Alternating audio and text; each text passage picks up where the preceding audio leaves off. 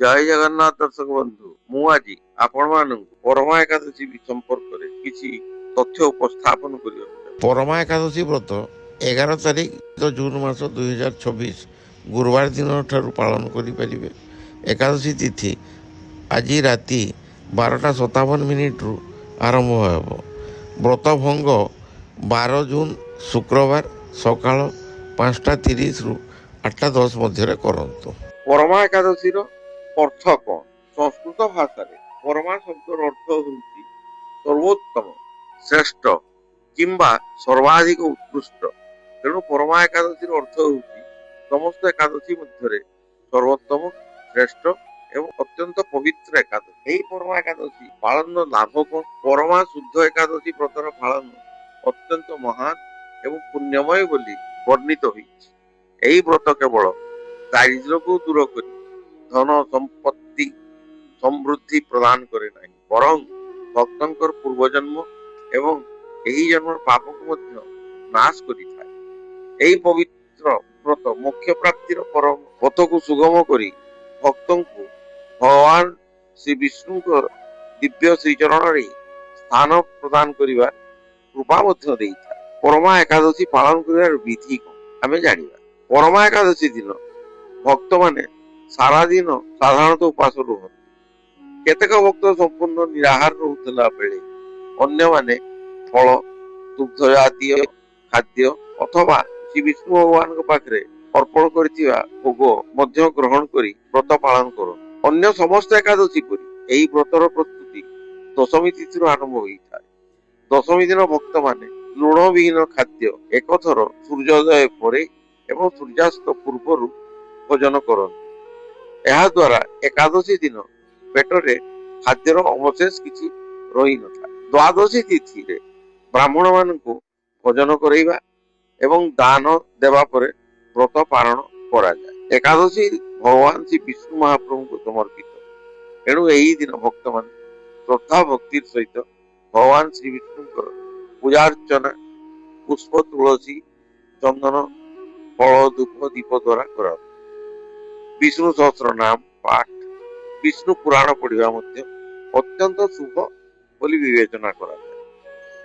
ଏହି ଦିନ ପରମା ଏକାଦଶୀ ବ୍ରତ କଥା ଶ୍ରବଣ କିମ୍ବା ପାଠ କରିବା ମଧ୍ୟ ଉଚିତ। ଭକ୍ତମାନେ ଶ୍ରୀ ବିଷ୍ଣୁ ମନ୍ଦିରଙ୍କର ଦର୍ଶନ କରନ୍ତି। ରାତି ସାରା ଭଜନ, କୀର୍ତ୍ତନ, ହରିନାମ ସଂକୀର୍ତ୍ତନରେ ସମୟ ଅତିବାହିତ କରିଥାନ୍ତି। ଏହି ପବିତ୍ର ଦିନରେ ଅନ୍ନ, ବସ୍ତ୍ର ଓ ଅନ୍ୟାନ୍ୟ ଦାନ କରିବାକୁ ମହାପୁଣ୍ୟ ବୋଲି ମନେ କରାଯାଏ।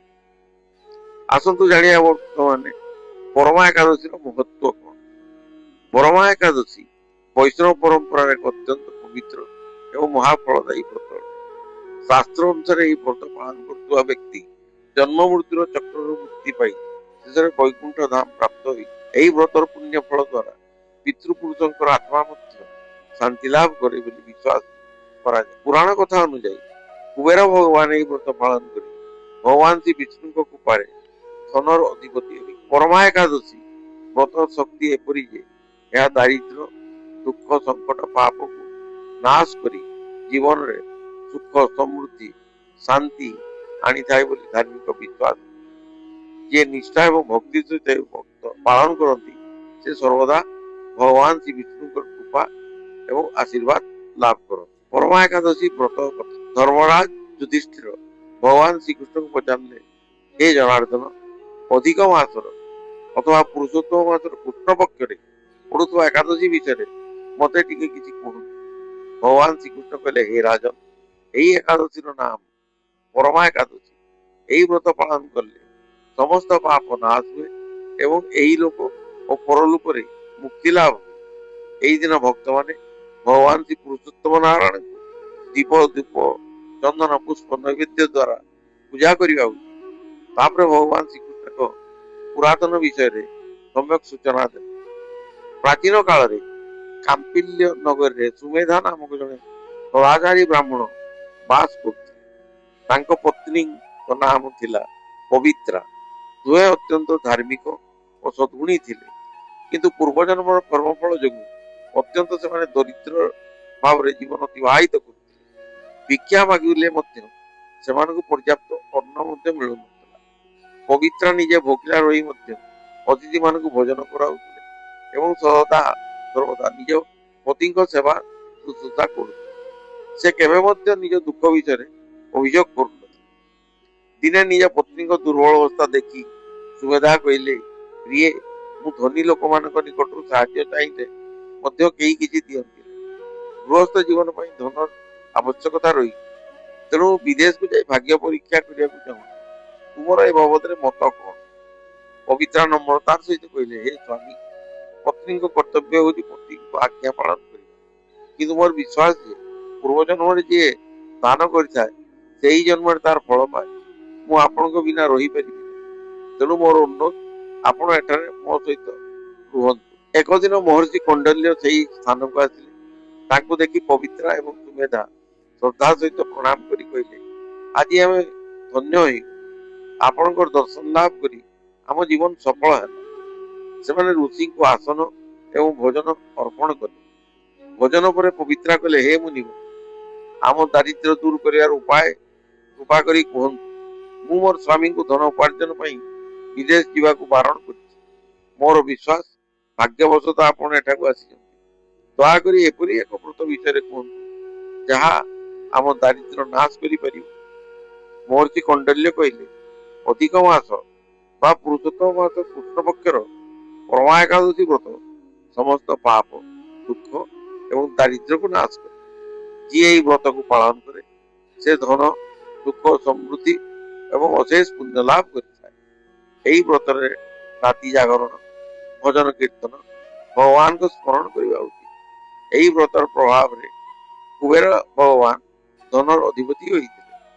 ସତ୍ୟବାଦୀ ହରିଶ୍ଚନ୍ଦ୍ର ମଧ୍ୟ ନିଜର ପୁତ୍ର, ପତ୍ନୀ ଏବଂ ରାଜ୍ୟକୁ ପୁନର୍ବାର ଲାଭ କରିଥିଲେ। ତାପରେ ମୁନି କହିଲେ, ହେ ବ୍ରାହ୍ମଣ, ପଞ୍ଚରାତ୍ରିକ ବ୍ରତ ଆହୁରି ଶ୍ରେଷ୍ଠ।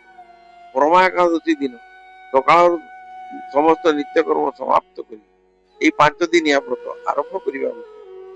ଯିଏ ଏହି 5 ଦିନ ନିର୍ଜଳ ଉପବାସ କରେ ସେ ନିଜ ପରିବାର ସହିତ ସ୍ୱର୍ଗ ଲାଭ କରିଥାଏ। ଏହି 5 ଦିନ ଅନ୍ୟମାନଙ୍କୁ ଅନ୍ନଦାନ କରିବା, ବ୍ରାହ୍ମଣ ମାନଙ୍କୁ ଭୋଜନ କରାଇବା, ଦାନ କରିବା, ବ୍ରହ୍ମଚର୍ଯ୍ୟ ପାଳନ କରିବା ଅତ୍ୟନ୍ତ ପୁଣ୍ୟଦାୟକ ଅଟେ। ଏହା ଦ୍ୱାରା ଭଗବାନ ଶ୍ରୀ ବିଷ୍ଣୁଙ୍କର କୃପାଲାଭ ମଧ୍ୟ ହୋଇଥାଏ।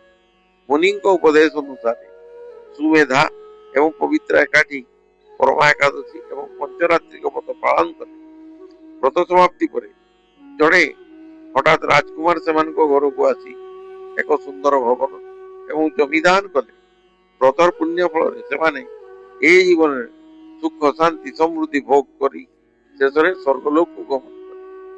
ଶ୍ରୀକୃଷ୍ଣ ଭଗବାନ ଶେଷରେ କହିଲେ, ହେ ଯୁଧିଷ୍ଠିର, ଯିଏ ପରମା ଏକାଦଶୀ ବ୍ରତ ପାଳନ କରେ ସେ ସମସ୍ତ ତୀର୍ଥ ଯାତ୍ରା ଓ ଦାନର ଫଳ ପ୍ରାପ୍ତ କରେ। ଅଧିକ ମାସର ପଦ୍ମିନୀ ଏକାଦଶୀ ଏବଂ ପରମା ଏକାଦଶୀ ସର୍ବଶ୍ରେଷ୍ଠ ଅଟେ। ଏହି ବ୍ରତ ଏହି ଜନ୍ମ ଏବଂ ପୁନର୍ଜନ୍ମ ପାପକୁ ମଧ୍ୟ ନାଶ କରେ। ତେଣୁ ପ୍ରତ୍ୟେକ ମଣିଷ ଅତ୍ୟନ୍ତ ଶ୍ରଦ୍ଧାର ସହିତ ଏହି ଏକାଦଶୀ ପାଳନ କରି ସମସ୍ତ ସଫଳ ହେବା ଉଚିତ। ଜୟ ଶ୍ରୀ ହରି, ଜୟ ପୁରୁଷୋତ୍ତମ ନାରାୟଣ। ଯଦି ମୋର এই ଭିଡିଓଟି ଆପଣମାନଙ୍କୁ ଭଲ ଲାଗିଥାଏ ତେବେ ଦୟାକରି ଲାଇକ୍, ସେୟାର ଏବଂ ସବସ୍କ୍ରାଇବ କରନ୍ତୁ। ଜୟ ଜଗନ୍ନାଥ।